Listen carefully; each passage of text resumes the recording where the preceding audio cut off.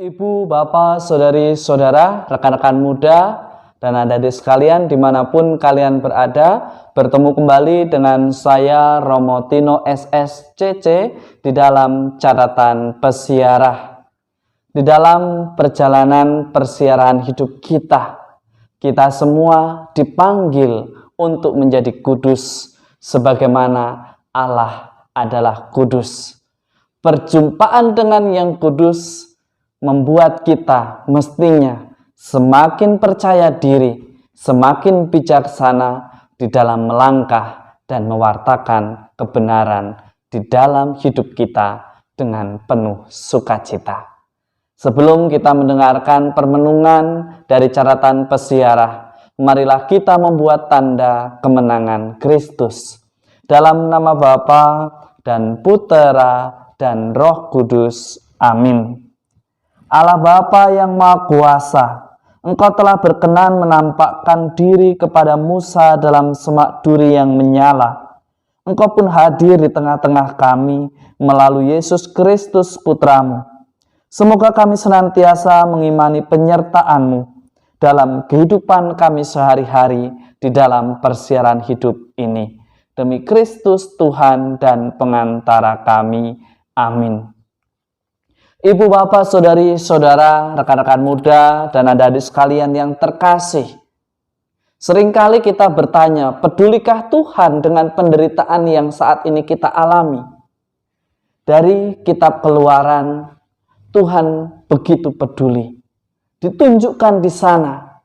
Bahkan Tuhan memilih siapa yang dijadikan untuk menjadi alatnya di dalam mewartakan keselamatan yang Allah janjikan. Tuhan tidak pernah mengingkari janjinya.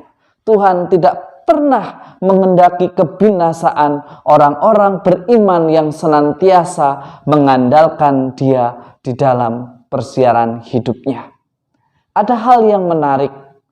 Pengalaman perjumpaan Musa dengan yang ilahi membuatnya semakin percaya diri, semakin berani untuk mewartakan kebenaran, tetapi di dalam langkah yang tepat dan benar. Kita tahu bahwa ketika Musa melihat ketidakadilan, ia bertindak menurut apa yang benar di dalam pikirannya.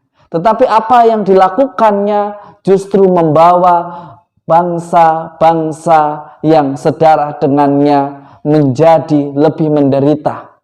Orang-orangnya menjadi lebih sengsara karena perbuatannya yang ceroboh, yang mengatasnamakan kebenaran. Tetapi hari ini dari kitab Keluaran, Tuhan membuat dia berubah. Tuhan mengubah cara pandangnya, mengubah cara pemikirannya di dalam mewartakan kebenaran. Mewartakan kebenaran tidak hanya pandai berteriak, tidak hanya pandai bersilat lidah, tetapi bagaimana seia sekata di dalam perbuatan. Mewartakan sukacita di dalam kebenaran, ketaatan, dan kesetiaan pada rencana Allah. Akhirnya pengalaman perjumpaan itu mengubah Musa yang senantiasa lebih percaya diri di dalam melakukan apa yang menjadi tugas dan tanggung jawabnya, yakni membebaskan bangsanya dari penjajah.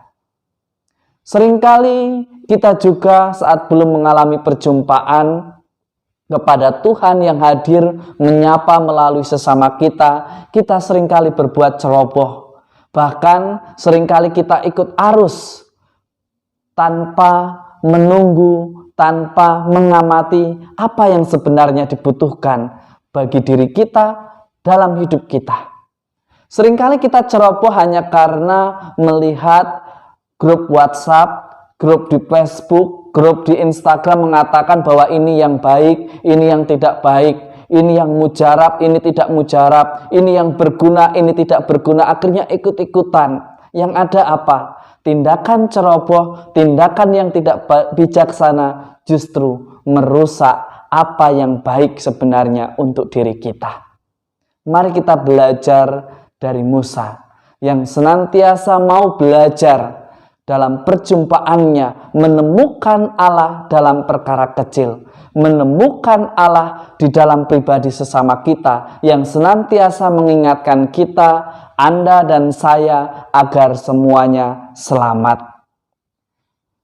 Hari ini Tuhan mau menyadarkan kita semua bahwa Tuhan menyingkapkan segala sesuatunya pada yang kecil, dinyatakan dengan begitu jelas dan gamblang. Mengapa kepada orang kecil?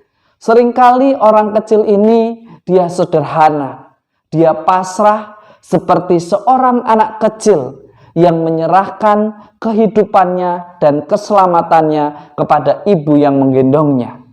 Mestinya kita sebagai orang beriman seperti itu, seperti anak kecil yang senantiasa mengandalkan Tuhan di dalam hidupnya. Berserahlah secara total, jangan setengah-setengah. Ketika senang mengatakan saya, Anda, kita yang berjasa. Ketika gagal yang disalahkan Tuhan. Tipe iman seperti ini tidak dikehendaki. Yang dikehendaki Tuhan ialah kerendahan hati di dalam kesederhanaan, senantiasa mencari dan mendengarkan apa yang Tuhan kehendaki, apa yang Tuhan rancangkan bagi hidup kita di dalam persiaran hidup kita. Setiap diri kita, Anda dan saya hadir di dunia ini memiliki maksud, tujuan, dan perannya masing-masing. Maka kita diajak untuk senantiasa mengenali apa panggilan kita di dalam persiaran hidup kita. Apa yang Tuhan kehendaki dari kehadiran kita di dunia ini. Tuhan tidak mengendaki suatu kekacauan. Tuhan juga tidak mengendaki kita menjadi seorang provokator. Tuhan mengendaki kita menjadi terang yang senantiasa mewartakan keselamatan dan menjadi berkat bagi siapa saja. Semoga berkat Tuhan senantiasa melindungi dan memberkati kita semua, Bapa, Putera, dan Roh Kudus. Amin. Ibu, Bapak, Saudari, Saudara, rekan-rekan muda, dan adik-adik sekalian yang terkasih. Tuhan kita adalah Tuhan yang peduli. Dia hanya meminta kepada kita semua mengikuti dengan caranya, mengikuti dengan bijaksana, mengikuti di dalam kesederhanaan, dan tetap setia, bersukacita di dalam menjalani prokes yang ada. Itulah jalan yang bisa membawa kita pada kemenangan dan keselamatan. Selamat beraktivitas, Tuhan memberkati. Amin.